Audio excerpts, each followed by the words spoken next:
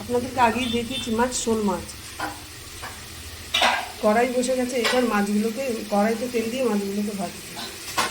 কড়াইতে তেল দেওয়া হয়ে গেছে, এবার আমি মাছগুলোকে ভেজে, তেল গরম হয়ে গেছে, এবার মাছগুলোকে ভেজে নিচ্ছি।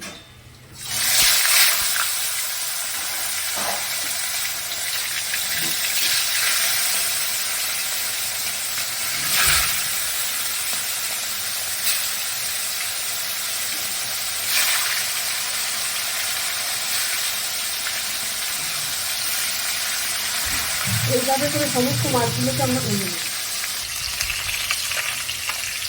সম্পূর্ণ মাছগুলো ভাজা হয়ে গেছে, আর ওই তেলের ভেতরেই আমরা জিরে ফোড়ন দিয়ে, তেজপাতা ফোড়ন দিয়ে আলুটা ভাজা বসিয়ে দিচ্ছি। এবার ঢাকা দিই।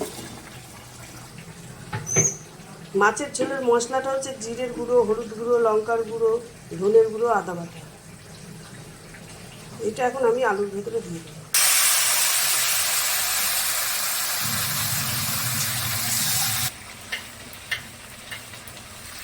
মশলাটা কষে গেছে, এবার আমি জল দিয়ে দেবো।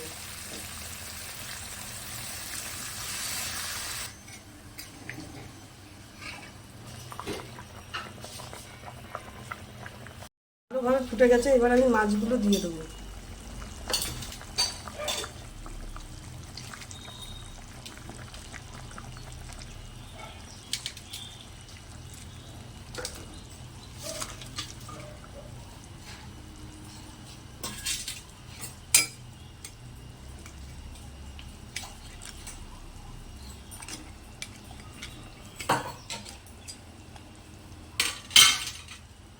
আমাদের মাছের ঝোল হয়ে গেছে, আমি একটু গরম মশলাও দিয়ে দিয়েছি, এবার নামিয়ে দেবো।